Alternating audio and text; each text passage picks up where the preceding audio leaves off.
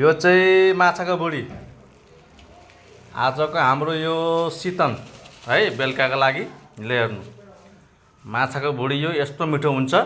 अहिले तपाईँलाई म देखाउने छु बनाइसकेपछि। अब हामीले चाहिँ यहाँ कलमा वास गर्ने मजाले धुने हैन, यसलाई फ्राई गरिसकेपछि हेर्नुस् कस्तो मिठो हुन्छ है माछाको बुढी। यो भिडियो अन्तिमसम्म हेर्नु होला।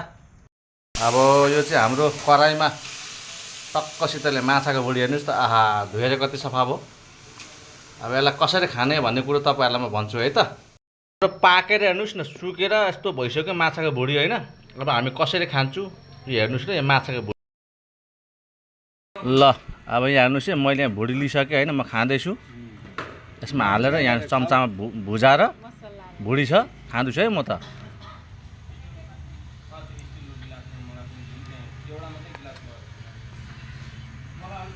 दामी।